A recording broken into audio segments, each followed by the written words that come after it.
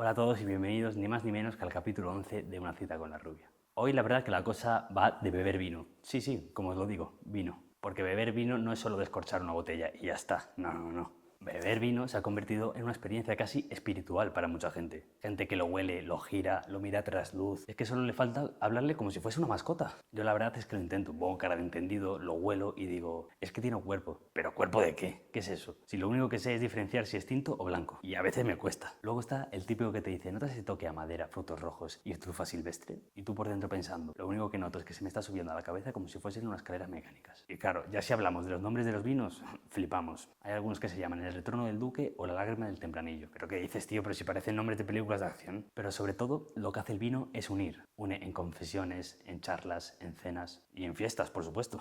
Así que bueno, ya dejamos de hablar de copas, de vinos y de olores intensos y damos paso a la invitada de hoy, que la verdad que sabe tanto de vino que podría hablar con una botella y responderle. Porque hoy tiene una cita con la rubia Alba Frutos Aragón.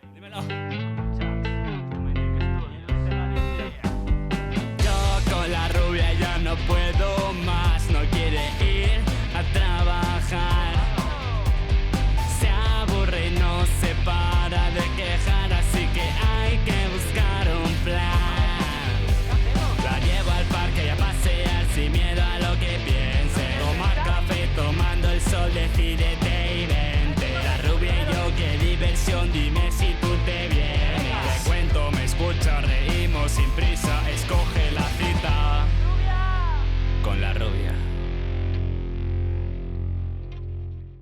Yo la verdad que vino bebo poco. Bebía antes, pero es que hubo un día que bebí y al día siguiente un dolor de cabeza. Es que... He oído vino, Sí, ¿qué pasa? traigo hoy, ¿no? No, que yo vino no creo, estaba contando que no. Que sí, que que luego sí. me duele la cabeza. Que no, que la dosis es la que hace el veneno. Así que vamos a probarlo Bueno, venga, te voy a hacer caso. y hablamos de ello. Chin.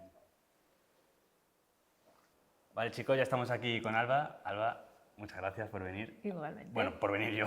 Bueno, gracias a ti por incluirme. Bueno, estamos aquí en... Bueno, es tu sitio de trabajo, tu casa, ¿no? Tu todo. Mi todo. ¿Qué es lo que haces aquí? Bueno, yo hago un poquito de todo. Soy la enóloga, bodeguera, pero también soy la de ventas, soy la de contabilidad y bueno, pues hago un poquito de todo. Es una empresa familiar, una bodega familiar y bueno, pues aquí estamos. Frutos Aragones, ¿no? Frutos Aragón, mis apellidos, que siempre me preguntan, ¿y esto de Frutos Aragón, si estáis en Ribera del Duero, cómo es así? Claro. Pues... A mí me pasó, yo pensé que era de Aragón, pero sí, no voy a Zaragoza, voy a Burgos. Pues es eso, Frutos, el apellido de mi padre, Aragón de mi madre y nosotras somos Frutos Aragón. Vale, y la actividad es, bueno, beber vino, obviamente. Uno de mis hobbies. Bueno, pues tirando por ahí un poco, tu familia ya se dedicaba a esto, ya tenía la empresa, entonces desde pequeña has estado muy cerca del vino, ¿no? Desde pequeña he estado muy cerca de la uva. De la uva. Porque nosotros empezamos como viticultores, mis padres empezaron como viticultores. Mi abuelo y mi padre se dedicaron a poner en contacto gente que quería comprar tierras y que quería venderlas en Ribera del Duero cuando esto empezó a sonar, ¿no? Cuando empezó todo lo de Ribera del Duero, que es muy jovencita, que es del 82, que no tiene más años. Y bueno, mis padres poco a poco fueron comprando terreno, traían también planta, entonces con la que sobraban iban plantando y pues se juntaron ya con 40 hectáreas y en 2006 es cuando ellos deciden montar la bodega como tal, porque al final se lo jugaban todo a unos pocos días en el año. Y mientras que la uva dura en la cepa 15 días, el vino puede estar meses y puede estar años en bodega. Entonces, bueno, esa fue un poco la razón. Y yo he crecido con ese proyecto, ¿no? Yo empecé en Viña y en 2006, que yo era muy adolescente, no quería ni oír hablar de esto,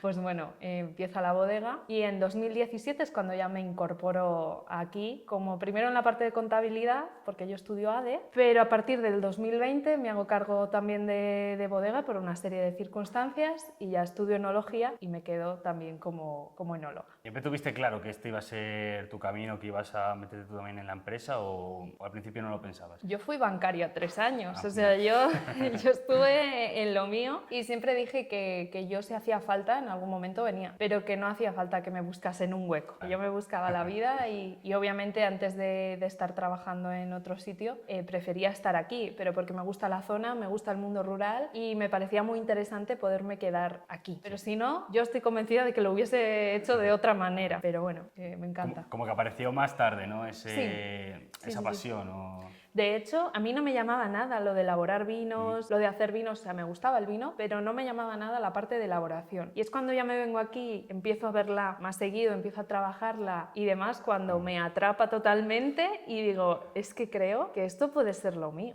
¿Y qué fue lo que te hizo, lo que te llamó la atención? Pues que el vino está vivo, es un proceso que no muere nunca y al que le tienes que acompañar todo el tiempo, desde que la uva está en campo hasta que entra, cómo va evolucionando en depósito, en barrica, en botella, en la copa. Me pareció fascinante y yo creo que es lo que me hizo dedicarme a esto. ¿Tu familia qué pensaba al respecto? ¿Te animaba a que te metieras o simplemente que tomases tú tu decisión y ya está? Siempre nos han dejado a las tres, somos tres, Las ahora tres. mismo aquí trabajando somos dos, siempre nos han dejado ser lo que quisiésemos. Y no hubo ningún tipo de presión a nada. Fuimos nosotras, yo en mi caso, la que empezó a ver ese mundo por ese lado. Y de hecho, si preguntas a mis padres cuál de las tres creían que acabarían por aquí, probablemente la que menos papeletas tenía era yo.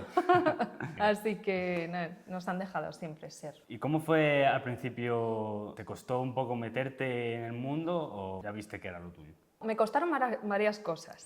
Sobre todo cuando empecé ya a estudiarlo, hay que tener en cuenta que yo vengo de la rama de sociales. Yo letras y mucho número, pero no había dado quizás tanta química y demás, y esa parte me costaba. Pero por otro lado, esto luego ha sido muy bueno a la hora de dar visitas y de tener que explicar los vinos, porque yo lo hago desde la óptica de que yo no era química, que yo no era, yo no tenía esa base, y quizás lo haga como muy adaptado a cualquiera que puede venir aquí. Y bueno, si me pareció difícil o no, pues como todo. Claro, como tenía ganas ya y veía que por ahí sí que, bueno, que sí que podía estar mi camino, no me costó tanto. Aunque el síndrome de la impostora lo sigo teniendo. Como que te cuesta... Sí, me cuesta, es como, bueno, pero es que yo no sé tanto del tema. Doy una opinión y luego digo, ay, pero bueno, no sé, quizás yo no. ¿Qué estudios previos hay que tener antes de meterse en este mundillo? Para entender del vino y beber vino y que te guste el vino, nada. O sea, con saber lo que te gusta y lo que no, como yo digo, experto en vino, fin. Porque no hay nada más difícil que entenderse a uno mismo. Claro. Ahora bien, para trabajar en una bodega en el campo de la elaboración, enología. La enología básicamente es todo el proceso del vino. Tocamos parte de campo, tocamos lo que es la elaboración en bodega, el envejecimiento y luego la cata.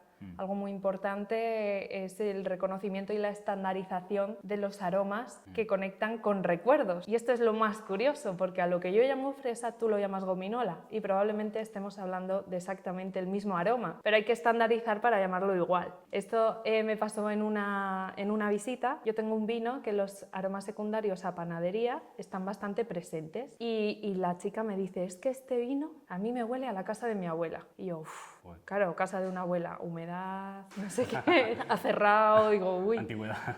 ¿Qué era? Que su abuela hacía galletas en casa. Entonces a ella le recordaba a ese aroma, yo le decía panadería y me decía, no, panadería no. Claro, estábamos hablando exactamente del mismo aroma, pero tenía nombres diferentes, porque nos conecta con recuerdos diferentes. ¿Qué crees que es lo más importante que se debe saber del vino para dedicarte a ello? Igual algo que es muy importante y que, por ejemplo, yo que no me dedico a ello, no sé. Entender el terreno, la uva y el entorno con el que trabajas. Yo siempre digo que es muy fácil ser enóloga en años buenos. Es muy fácil, a ti te llega una uva maravillosa y casi sola y sin prestarle mucha atención, tienes un vino maravilloso. Ahora, el año que esa uva, por diferentes circunstancias, viene algo tocada, tu trabajo es hacer que no se note. Y hay que entender los suelos, hay que entender qué ha pasado ahí, hay que entender muchas cosas para que luego esto que ha ocurrido no se note. ¿Hacéis diferentes tipos de vino? ¿Hay diferentes tipos de vino? ¿Cómo es? Tenemos diferentes tipos de uva y con ellos elaboramos diferentes tipos de... Perdón. Sí, está correcto. Está perfecto. Pero bueno, matizo. Sí. Nosotros tenemos Tempranillo, que es la reina de la Ribera del Duero, la reina de España, básicamente. Cabernet Sauvignon, Merlot y un poquito de Albillo, que es uva blanca. Con los tintos elaboramos diferentes vinos. Uno, Desafío, que es nuestra marca más conocida, nuestra marca más estandarizada, y con ella hacemos Joven Roble, que tiene unos 7 meses de paso por barrica, y Crianza, que tiene unos 20 meses de paso por barrica. Luego tenemos una parcela muy vieja, centenaria, con la que hacemos un vino de autor llamado Bravo, que se hace las 2 fermentaciones en barrica. Luego tenemos Desafío Rosado, Hay muchas.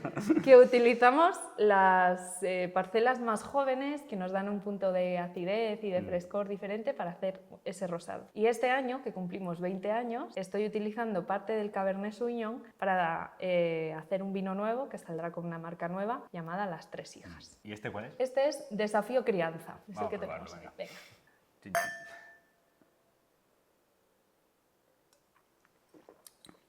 Muy rico. Está frío, pero Sí, se nota... está bueno. También hay gente que se dedica a cata de vinos.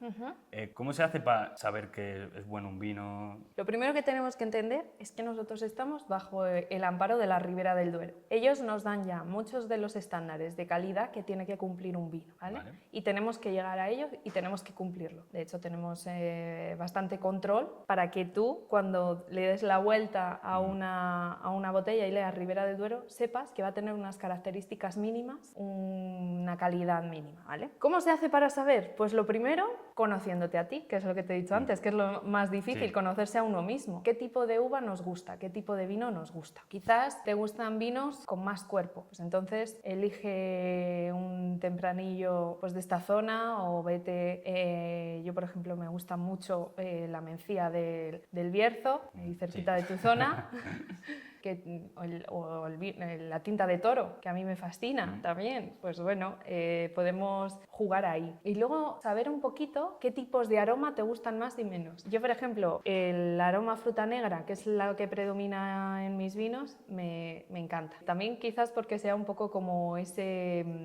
recuerdo a casa y que siempre lo busco en los vinos. Pero, por ejemplo, hay otros que, sin ser defectos de vino, siendo características, no me gustan tanto. Por ejemplo, los aromas cárnicos a mí no me agradan tanto, aunque no son defecto para nada, son características, pero a mí me gustan menos. Entonces, yo tendré que saber qué tipo de uva tiende a unos aromas o a otros para intentar encontrar el vino que a mí me guste. O sea, que eso va por gustos, o sea, no hay un vino bueno y un vino malo, ¿no? O sea, No. A ver, siempre que no presenten defectos... Claro, hay vinos malos mal hechos o con mala uva. Sí, con defectos, que pueden ser en la uva, que puede ser en el proceso de elaboración, que puede ser en muchos temas. Pero una vez que tienes un vino correcto delante, te puede gustar más o menos porque es más complejo, buscar esa complejidad aromática, esa untuosidad y demás. Pero si no, si te gustan vinos más frescos, menos tánicos, también es una opción válida y son vinos buenos. ¿Qué tiene que tener un buen vino para que te guste a ti? Lo primero, la nariz me tiene que... Sí. Además soy muy tiquismiquis en los aromas, que la madera no tape la fruta y que tenga algún tipo de complejidad que, bueno, pues que por lo que sea diga, ay, esto me gusta. ¿Ha cambiado mucho desde que tú veías, por ejemplo, a tu familia, cuando igual tú eras más joven, hasta ahora, un poco el mundo del vino? Ha cambiado todo muchísimo en muy pocos años. De hecho, España ahora mismo es uno de los referentes a nivel mundial en el mundo del vino. Cuando hace 60 años no lo éramos, pero ahora sí. Se han cuidado los procesos, se han estandarizado. Hemos sido más conscientes de lo importante que es esa calidad en la uva para los vinos finales y yo creo que eso ha sido fundamental en el proceso. Se cuida más, ¿no? Mucho más, mucho más. O sea, porque España es un país en el cual se bebe mucho vino, ¿no? Suele gustar, ¿no? Somos el mayor productor de vino del mundo, pero no consumimos. De hecho, sabía. estamos bastante abajo en consumo de ¿Y vino. cómo puede ser? Porque Exportamos mucho ¿A qué vino. países? Tendría que verlo, pero sé que exportamos mucho a Estados Unidos, exportamos a China. Ahora mismo, casi a cualquier zona del mundo que vayas puedes encontrarte un vino español sin problema. Pues yo pensaba que España es un país en el que se consume mucho vino. Estamos y cada vez menos. Cada vez Y eso menos, creo ¿no? que es un problema que tenemos que abordar, sobre todo porque el vino parece que se ha metido como en una cúpula muy elitista y no estamos sabiendo llegar a los jóvenes. Y eso es un problema a largo plazo tremendo, porque es cierto que quizás los jóvenes no tienen ahora un nivel adquisitivo para comprarte el vino más caro, Claro. pero espérate, que en 20 años igual esa posición es otra y si pueden, empieza a entrar en el mundo del vino con ellos, intenta hacer algo que les sea interesante. La gente igual va a un bar y pide antes una cerveza. Pide antes una caña que un vino. Una caña con vino. Sí, sí, sí, sí. Por eso también ha cambiado un poco. Sí, sí que es cierto que tenemos que en verano quizás el vino tinto cuesta más porque no se bebe Claro. tan frío, pero bueno, está el blanco, están los rosados, que es un mundo desconocidísimo, pero muy interesante el de los rosados. Y bueno, yo creo que es todo entrar y entrar de alguna manera que sea atractiva. Porque, por ejemplo, cada vez está creciendo más el nicho de las cervezas artesanas, Sí. que no son tan baratas o tan accesibles como puede ser la caña de toda la vida. A los jóvenes les atrae, con lo cual nos estamos quedando atrás y me da mucha rabia. Has dicho que el vino rosado es algo curioso. Sí, que es ¿Por qué? un vino maravilloso. Yo siempre digo que es un tinto con alma de blanco, porque se elabora con uva tinta, pero el proceso de elaboración es el de un blanco. Son vinos que pueden ser súper aromáticos, muy, muy versátiles, pero parece que no sé, que al público general no terminan de llegar. Pero un buen rosado con una buena acidez es maravilloso. Te vale para prácticamente cualquier tipo de comida en casa, casi pega con todo. A mí me gustaría hablar un poco si hay diferencias entre elaboración de tinto y blanco. Es prácticamente totalmente diferente. Nosotros tenemos blanco, sí que he probado a hacer blanco, aunque al final no ha salido. Ha sido También cometemos errores Claro. y se aprende un montón. Sí. Cuando algo no sale bien se aprende un montón. El tinto cuando entra se despalilla, se separa lo que es la uva del racimo y esa uva entra dentro del depósito a fermentar, ¿vale? El blanco primero lo prensamos, lo estrujamos y será el mosto y solo el mosto el que entre al depósito a fermentar, sin la piel, sin los ollejos, Sí. ¿vale? Una vez que fermenta, que está realizando la fermentación alcohólica, eso es más o menos igual, aunque bueno, en el blanco hay un proceso antes, el desfangado y demás, que es para limpiar ese mosto. Y una vez que termina la fermentación alcohólica, en los tintos hará una segunda fermentación, la maloláctica. Y los blancos que estamos acostumbrados a ver, que luego, no, es que yo he bebido un blanco, que sí, que hay muchos tipos de blanco, Claro. pero lo normal es que el blanco no haga segunda fermentación, solo lo hagan los tintos. Entonces, bueno, esa es sobre todo, así, muy a grandes rasgos, una de las diferencias. ¿Qué suele gustar más, el tinto o el blanco? Depende. Yo creo que depende del tiempo, depende De la de la época, ¿no? persona también y depende... Yo, por ejemplo, soy de tintos, pero a mí me das un buen blanco y me encanta. Bueno, el tinto es más fuerte también, ¿no? Igual a la gente que no gustan igual los sabores fuertes es más de blanco, ¿no? Sí, bueno, o no ha encontrado su tinto, que es lo que digo También. siempre. Busca un vino quizás de garnacha, que quizás no es tan tánico y es más frutal, más suave y probablemente te vaya a gustar. ¿Qué fue lo más difícil para ti? Ya no dentro de lo que es el vino, sino a ti como persona. Confiar en que tenía el conocimiento suficiente lo has dicho antes. para hacerme cargo de todo esto. Yo doy el paso a lo que es la elaboración porque nuestro bodeguero, que era mi tío, pasa por un cáncer, 2020, además unas vendimias muy complicadas por el COVID, porque había mucha uva, nadie quería uva. Claro. Y además meter a alguien en bodega era complicado por esto de que si se contagiaba teníamos que hacer cuarentena todos, es que fue un tema. Y entonces ahí es cuando digo, ¿cómo vamos a hacer esto? Venga, lo hago yo. O sea, tú ahí aún no Yo estabas ahí, dentro, ¿no? no, yo ahí había hecho vendimias acompañando. O siendo la segunda, la tercera o la cuarta de la persona que estaba encargada, que era mi tío. Y claro, te ves en un momento en que dices, esto lo tiene que hacer alguien. Claro. O sea, ¿quién lo vas a hacer? Sí, ¿estás segura? No. ¿Va a salir? Pues saldrá. Y yo al final digo, mira, si salió ese año, yo ya... Cualquier cosa es una tontería, ¿eh? Sí, darte cuenta que cometer errores es humano y que es muy bueno también. Porque si no nos equivocásemos nunca, lo primero perderíamos la humildad y no aprenderíamos nada. Hay hasta cosas buenas que han salido Claro. de errores. De hecho, mi hermana y yo, de un error salió un vino dulce que le elaboramos solo para casa, para nosotras, y le hemos seguido haciendo con ese error todos los años, porque nos encanta. Claro.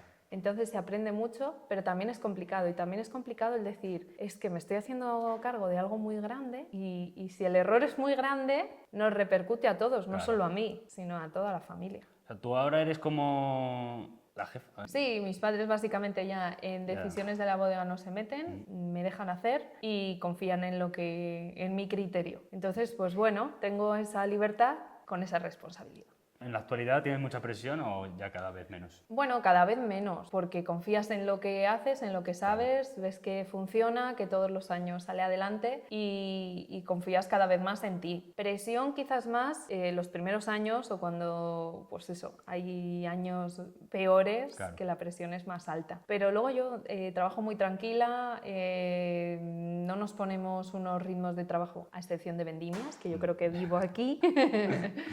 Intentamos adaptarnos a todo, a nuestras circunstancias y de hecho yo sentía mucha más presión en el trabajo cuando trabajaba en banca que ahora. Porque los objetivos eran muchas veces totalmente imposibles. Un ejemplo, me mandaban a un pueblo, pongamos Belorado con una media de edad alta, un pueblo también de la España vaciada que ha perdido mucha población en los últimos años y que la población está envejecida. Y te dan unos objetivos de fondos de inversión con un riesgo alto que dices, pero vamos a ver, ¿cómo voy a vender yo a esta señora que lo que quiere es dormir tranquila, aunque no le dé nada a su dinero, saber que mañana lo puede sacar? Claro. ¿Qué le voy a vender a esta mujer? ¿Qué cosas relacionas de tu paso por el banco, por ser banquera con esto? Uy, muchas estrategias de venta y sobre todo cuando estás en el otro lado. Cuando eres la clienta del banco sabes que hay otros márgenes y que cuando a ti te dicen que no llegan, sí pueden llegar. Entonces me ha dado poder de negociación, que eso es importantísimo. Me gustaría ahora volver a que has dicho que la época del COVID en el 2020 fue una época complicada para el vino en general, ¿no? Para el mundo del vino. ¿Cómo fue esa época? ¿Qué dificultades había? Bueno, sobre todo que la restauración y el ocio estaba parado, que es donde vendemos el 90%, si no el 95% del vino embotellado. Si tú no sales a comer, si tú no sales a tomar algo, el vino no se mueve. Claro. Y aunque hay gente que dijo, yo no he bebido tanto vino como en pandemia, tú echas cuentas y no, porque cuando vas a un grupo de 5 amigos y pedís una copa cada uno, ya iba una botella. Y en el siguiente bar pedís otra copa, ya van 2 botellas. Y en tal, eso en casa no te lo bebes. Entonces, bueno, fue complicado eso, gestionar que no salía vino. Pero bueno, buscamos otras maneras, nos acercamos más al público final, trabajamos más las redes sociales y nos movimos mucho haciendo cestas personalizadas, cosas, regalos muy personalizados para llegar a todas partes. Entonces, bueno. ¿Y durante la cuarentena estuvisteis parados o se seguía...? Lo bueno es que nosotros tenemos campo y tenemos bodega. Claro. Y hacemos todos de todo. Entonces, la actividad del campo se consideraba esencial y sí que estuvimos encerrados, creo que fueron 15 días, y luego ya se podía salir a trabajar ese campo. Entonces fuimos a podar, hicimos la poda en verde, hicimos todos los trabajos que se podían hacer, los hacíamos. Lo primero, por ahorrar en costes, que iban a ser altos ese año, viendo que no teníamos ingresos. Y lo segundo, porque era la oportunidad de estar fuera, estar en el campo y bueno, no sentir tanto el encierro. Acabas de decir que todos hacéis de todo, entonces no hay un equipo de elaboración, un equipo de viñas... Somos pequeños, somos una empresa pequeñita y ahora mismo estamos en el equipo mis padres, mi hermana, yo y una persona más. Ya que hay más, claro. No, somos pequeñitos. Sí. Entonces todos hacemos de todo. Yo cojo tractor, yo embotello, hacemos literalmente de todo. Bueno, yo tengo que decir que la vendimia manual, si puedo me la salto, pero porque estoy aquí en bodega organizando el asunto. De hecho, lo que es bodega, la elaboración, son unos 280.000 kilos de uva lo que elaboramos un año normal y la manejamos totalmente mi hermana y yo. O sea, que nos damos paliza. Nos damos paliza. Que no estáis sentadas en No una estamos silla. sentadas para nada. De hecho, llegamos a hacer 15.000, 17.000 pasos dentro de la nave. Que dices, madre mía, cuántos viajes he hecho. Claro, y la época de la uva sobre todo es después de verano, ¿no? Sí, finales de septiembre, principios de octubre. Y, o sea, ahí es sobre todo cuando se recoge la uva. Durante el resto del año... El resto del año la vid es caprichosa y tiene muchos cuidados y mucho mantenimiento, pero solo da una cosecha al año. O sea, tenemos que hacer poda en seco, que empezaremos ahora. Luego empezamos ya con tratamientos foliares y demás. Poda en verde, que es una segunda selección, y luego ya empezamos despunte, deshojar, despuntar. Si fuese necesario ajustar la cantidad de uva que viene, también haríamos lo que se llama la vendimia en verde, que es tirar uva. Y bueno, tiene lo suyo, también su cosa, depende ¿no? del año, sí. ¿Crees que el mundo del vino es algo que parece fácil desde fuera? Bueno, sí que he tenido comentarios alguna vez de, bueno, si tú no trabajas, si tú vas allí y pruebas 2 vinos y ya está, y justificas lo que haces. Digo, bueno, a ver, es un poco simplista, esto es como todos los trabajos, ¿no? Bueno, puede que se vea más fácil, pero bueno, en el momento que empiezas a escarbar un poquito en este mundo te das cuenta de que hay muchos matices y que hay mucho trabajo detrás. Claro. Y luego, ¿cómo es el proceso de venta? Una vez ya hecho el vino, ¿cómo...? Bueno, el proceso de venta depende un poco de los canales que elijas. Nosotros tenemos distribuidores que vienen, compran aquí y donde lo lleven yo ya ni idea. Y también tenemos venta directa a esta zona por aquí, bares y restaurantes la llevo yo, y al consumidor final, que a través de la web, a través de redes sociales, a través de diferentes canales, incluso viniendo aquí a visitar, pues vendemos. Es un mundo, el de la venta, increíblemente complejo. Increíblemente complejo. Más que el de la venta, el del cobro, muchas veces. Y sobre todo el saber jugar con los márgenes, que ahora mismo, pues bueno, es como lo más complicado. ¿Y internacionalmente cómo lo hacéis? ¿También por internet y esas cosas? Internacional es vía distribución, porque todo el papeleo que hay que hacer para que salga el vino de aquí es bastante complicado, complejo. Obviamente sí que podríamos enviarlo si por la web se compra, pero los costes de envío es altísimo, lo primero porque el vino pesa y lo segundo porque es frágil, entonces el seguro asociado que lleva sube mucho los costes, por eso el envío del vino es bastante caro. Y luego por otro lado está el transporte, que yo por ejemplo ahora para pedidos de Navidad y demás lo saco con la agencia de transporte, pero yo te lo vendo a ti directamente. Ahora que estamos en un momento que las redes sociales están en auge, que es súper importante para la promoción y tal, ¿cómo lleváis eso? ¿Os ha costado adaptaros? ¿Tenéis facilidad para crear contenido en redes sociales? Pues mira, yo lo llevé muy bien, o considero que muy bien, hasta la aparición de los Reels y del contenido de vídeo rápido. Ahí yo no tenía ni idea, Claro. pero es que fue superior a mí. No sabía condensarlo, o sea, me superó. Pero por suerte se incorporó mi hermana Carmen a este proyecto. Ella tiene la frescura esta de juventud y es muy buena editando. Y es ella ahora mismo la que lleva redes sociales, que lo está haciendo increíble. Y bueno, se ha adaptado estupendamente y lo lleva muy, muy bien. Claro, hay que saber adaptarse, ¿no? Ahora que yo creo que lo es todo o casi todo de las redes, así. Sí. Para un poco darte a conocer, ¿no? En el mundo del vino, ¿crees que hay mucha importancia ahora? Creo en que eso? cada vez más. Creo que no se ha dado prácticamente importancia. De hecho, tú ves redes sociales de bodegas y sí, las que son muy grandes y son grupos corporativos grandes, tienen sus redes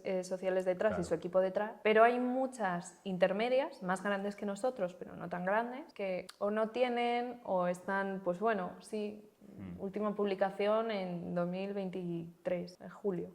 Pues bien. Y yo creo que no es solo mostrar lo que haces o tu producto, es mostrar quién eres. Y desde quién eres es mucho más fácil crear un cliente muy fiel. Para conectar con él, ¿no? Sí, él conecta con tu historia, con tu manera de ser, con la manera que tienes de entender tu producto, que en este caso es el vino, es muy fácil que se queden y que te sean luego muy fieles. Para las catas de vinos también, ¿cómo ofrecéis vuestro vino? Visitas, catas, visitas también. sí, hacemos y tenemos varias muy diferentes. O sea, tenemos la visita estándar que todo el mundo conoce, de te enseño la bodega, catamos 3 vinos y ya está. Otra es con productos de degustación de la zona. Al final aprendemos un poco a maridar estos vinos con diferente comida. Luego tengo otra muy curiosa y que este año cada vez se coge más, que elaboramos cócteles con vino también. Por esa importancia de entrar a la gente joven y entrar de otra manera. Quizás no vayas a empezar a beber vino por un crianza, pero si empiezas con un mojito de rosado o empiezas con un gin tonic, quizás al día siguiente o en X tiempo me pruebes solo el rosado, solo el tinto y de ahí vayamos trabajando. Pero si nunca te has acercado nunca al vino, así de primeras, es muy difícil que te guste. Entonces, bueno, es una experiencia diferente. En ese tipo de visitas tenemos la cata normal con los productos de degustación y ya al final elaboramos ese cóctel con vino y vemos que hay una vida enorme detrás del vino. Claro, yo quería preguntarte un poco eso de mezclar vino. Pues se suele mezclar con gaseosa, se puede hacer calimocho. Sí, ¿Cómo veis la gente que os dedicáis al vino a eso? ¿Crees que es un insulto al vino? Para mí no. Para mí, absolutamente no. Y hay mucha gente que me lo dice como broma, en plan, vamos a usar este vino para hacer calimocho. Digo, pues me parece Pues de puta, estupendo. perfecto. Bebe el vino como te guste. Claro. Pero es que además, esta gente que dice, no, es que el vino malo es para calimocho. Vamos a ver, vamos a verlo desde otra perspectiva. Cuando tú bebes, no sé si ron, ginebra, ¿qué te gusta? A mí el ron. Ron. ¿Le mezclas Claro. con Coca-Cola? ¿Y coges el más barato que hay en el supermercado? Depende. Antes sí cogí el del Mercadona, pero me cansé porque... No coges el más barato, te gastas unos 12 euros en Sí. un ron. Ahí lo tienes. No has comprado el de 3,99. ¿Por qué? Porque te sabe mejor, Claro, aunque lo vayas a mezclar. claro. Entonces, ¿qué problema hay? Eso también, en mi zona, en Valdeorras, se hacen rutas de vino, que es ir por todo el pueblo, por las bodegas, bebiendo vino. Y claro, sobre todo la gente lo que hace ahí es hacer calimocho, mezclarlo. Y he visto a veces a la gente de la bodega que le ofende que lo mezcles. Bueno, quizá porque tengan como esa manera de pensar de que la única manera de hacer las cosas es como la han hecho siempre. Ya. Y que lo que se mezclaba era el vino malo. Entonces, si estás mezclando el suyo es porque estás diciendo que su vino es malo. Claro, es como un insulto, ¿no? No, lo que estoy diciendo cuando mezclo tu vino es que me gusta más mezclándolo. Claro. Ya está. O que en ese momento me apetece más así. Yo en verano soy muy consumidora del tinto de verano, con limón, porque me encanta. Y es más refrescante. O en ese momento no quiero beber tanto alcohol. No hay ningún problema. En este proceso que llevas tú, ¿qué experiencia te ha marcado que digas, esto me ha cambiado como persona, como profesional del vino? Bueno, probablemente eso, el tener que hacerme cargo de una situación sin estar preparada.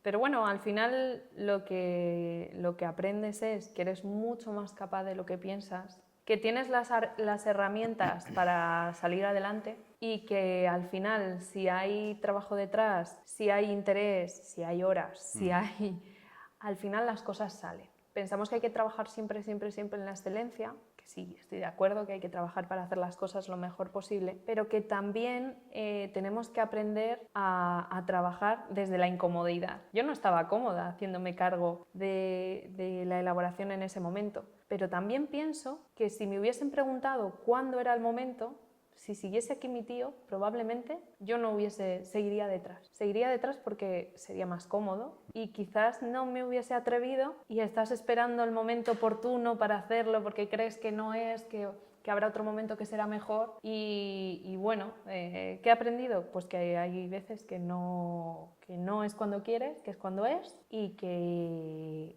al final estás preparado, aprendes. Y si no, te buscas la vida para que salga. Y si no tienes este conocimiento, busca a quien te puede dar la solución a esto que tú no tienes. Exacto. Y también pudiste aprender, ¿no?, que de lo malo se saca cosa buena porque por una experiencia mala que tuviste, al final has podido meterte en este mundo, que Eso lo que tú es. dices, que igual no lo habrías hecho en la vida. Claro, es que si no igual estaría, sí, detrás, viéndolo. Yo sí que jugaba, entre comillas, lo de jugar, a elaborar pequeñas cantidades, a ver qué pasaba, cómo era el proceso desde un punto de esto lo voy a llevar yo, pero eran cantidades muy pequeñas, Claro. casi para consumo en casa y no tenía más relevancia. Y cuando te metiste a trabajar de esto, supongo que la gente con la que tenías igual que trabajar eran otras generaciones, igual, no la tuya. ¿Veías algo complicado en eso, que era complicado que hubiese conexión entre generaciones diferentes? La manera de comunicarse es un mundo. La manera de comunicar hasta lo que hay que hacer no tenía nada que ver, o al menos eso espero, cómo lo comunico yo a cómo me lo comunicaba mi padre, mi tío, Claro. que son de otra generación que, bueno, también hay que entender cómo se han criado y cómo han sido. ¡Guau! Hay que Yo tener les paciencia, decía ¿no? que ellos se comunicaban. Sí que es verdad que en bodega, cuando están las máquinas dadas y las bombas dadas, hay mucho eco y no se entiende bien lo que dices. Claro. Entonces hay muchos gritos que no sabes qué, cuál. Pues ellos tenían... yo les decía que se comunicaban con los gritos precisos para que el otro supiese lo que era, pero tú que llegabas nueva no tenías ni Ya. idea de qué estaban diciendo. O luego aprendes a encajar ahí, sí que pones límites y dices, bueno, esto hasta aquí, Claro. os enfadáis mucho muchas veces por cosas que igual no son tan importantes y bueno, aprendes de todo. ¿Es difícil para una mujer? Bueno, igual actualmente menos, pero igual hace años era difícil que una mujer se metiese en este... Sí, cada vez somos más, cada vez está más equilibrado, cada vez se nos da más nuestro sitio. Parece que el vino ha sido siempre cosa de hombres y yo pongo siempre el mismo ejemplo, que es que mi abuela paterna y mi abuelo paterno se dedicaban, llevaban tierras, trabajaban en el campo y cuando tú preguntabas qué era mi abuelo te decían que agricultor, pero si preguntabas qué era mi abuela te decían que trabajaba en el campo. La manera en la que decimos las cosas sí que importa, porque parece que ella, bueno, sí, trabaja en el campo como... Y no, él es agricultor, tiene el título, ella no. Bueno, hacían literalmente lo mismo, ¿vale? Estamos empezando a entrar, cada vez somos más y ya no es tan raro, ya no sorprende tanto, pero sí que ha sorprendido mucho y, por ejemplo, mis padres han tenido que oír 100.000 veces, somos 3 chicas, la frase de ¿y no te hubiese gustado tener un hijo para que lleve todo esto? Eso se lo han preguntado 154 millones de veces. Tú se lo has demostrado, ¿no? Sí, que pero también me da un poco rabia el tener que demostrar qué, porque si yo fuese un hombre no tendría que demostrar qué a nadie, entonces también me da como un poco de rabia. Bueno, también es gente que, lo que tú decías de tu padre y tu tío, que se han criado en otra época... Se han criado de manera diferente y bueno, les doy un poco de manga ancha. Pero no mucha. No mucha. Claro, y o sea, no solo en el vino, sobre todo en el mundo rural. Igual se ve, igual, ahora ya menos, pero se veía más raro que una mujer trabajase en el mundo rural. Sí, pero es que al final somos las que fijamos población. Así que si queremos que el mundo rural no se vacíe del todo, hay que pensar qué sitio hay para nosotras, que es literalmente todo el espacio, pero le tenemos que coger y le tenemos que tomar también. No nos sirve de nada que se quede gente joven si no hay sitio para ellos, espacio para ellos. He tenido la gran suerte de tener detrás esto, que me ha dado la oportunidad de quedarme. Sí que es de verdad que luego he plantado yo viñedo yo sola, o sea, como Alba. Ya ha sido más fácil porque yo ya tenía gente detrás, un apoyo detrás. En cuanto a maquinaria no he tenido que hacer esa inversión, si no es prácticamente imposible empezar de cero ahora mismo en la agricultura. Creo que eso hay que tratarlo porque si no el mundo rural... ¿Qué crees que son cosas importantes que hay que hacer para que no desaparezca, para que venga más gente? Yo creo que hay que trabajar la comunicación en todos los sentidos. Si yo vivo en un pueblo pero me pongo en 1 hora y media en Madrid, igual no me importa tanto porque es lo que tarda una persona en Madrid en cruzársela en transporte público. Si llega internet, tenemos cobertura en cualquier punto, es más fácil que una persona que teletrabaje pueda decir, oye, ¿por qué no me voy yo a este pueblo tal? Yeah. El acceso a la vivienda, que se sigan construyendo o siga habiendo opciones para comprar y alquilar en el mundo rural, que quizás lo del alquiler en el mundo rural sea un tema que hay que abrir. Claro, puede ser una vía de escape a que nos estamos quejando tanto de los alquileres en ciudades, igual habría que probar sí.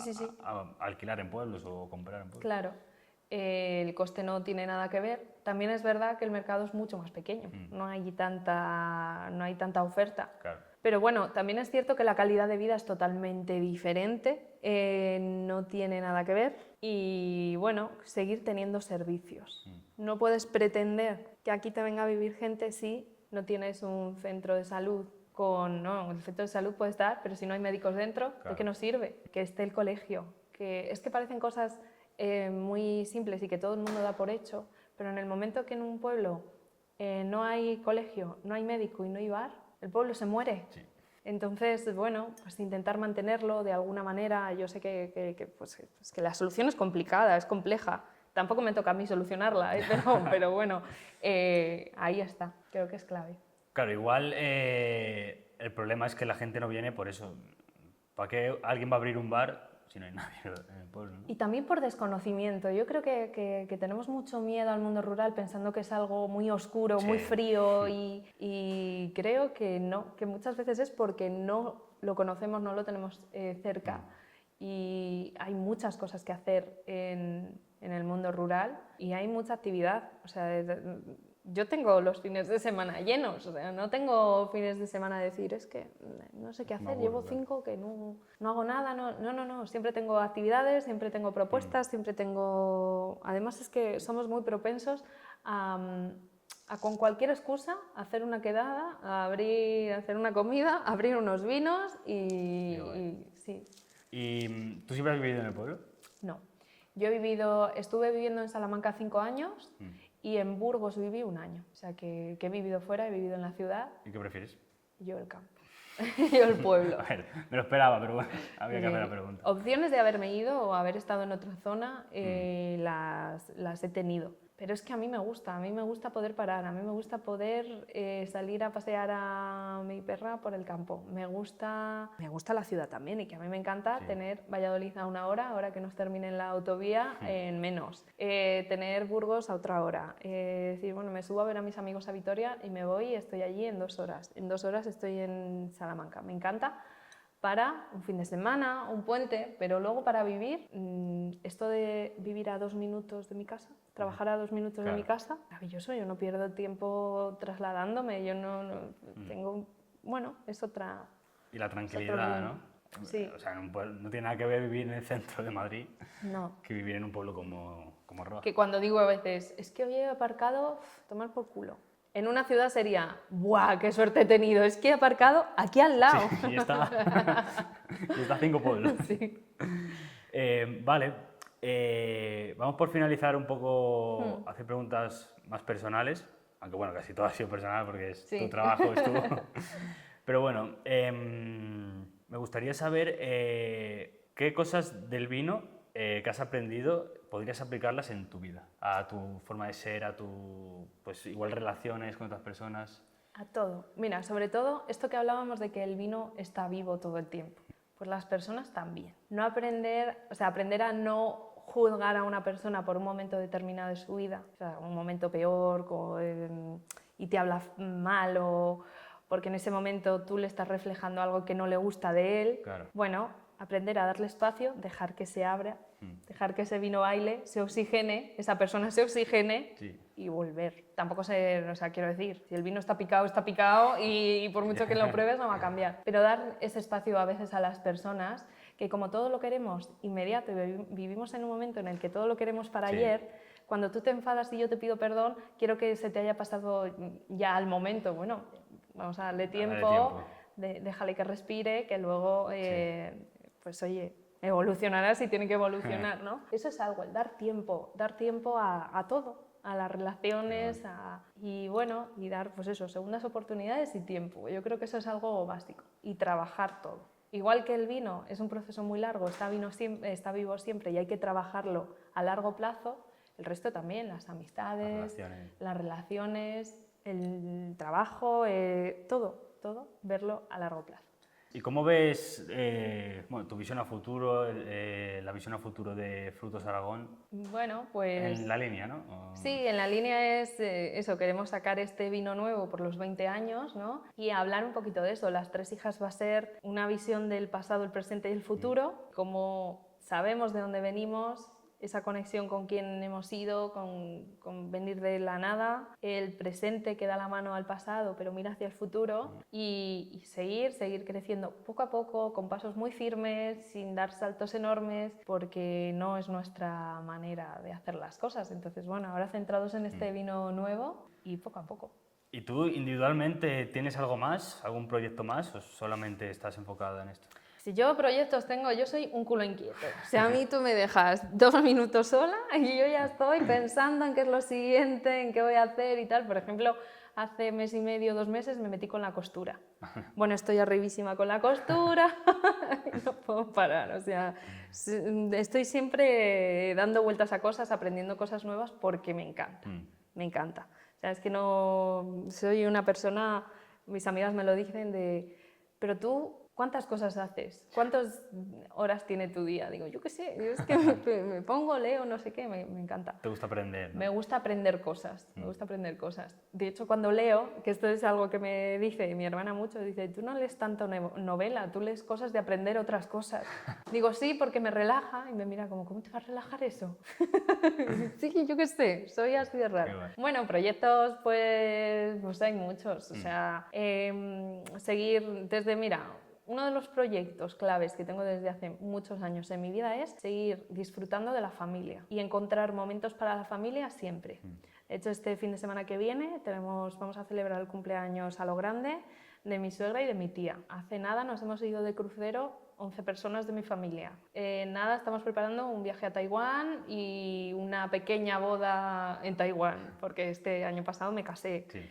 Entonces siempre estamos como buscando excusas para pues bueno, disfrutar de la familia, que es muy importante. Vale, una pregunta que hago a todos los invitados es, ¿qué es para ti la felicidad? Para mí la felicidad sabe a vino compartido. ¿Vale? Creo que lo pillo. Sí, porque somos una cultura muy de celebrar compartiendo.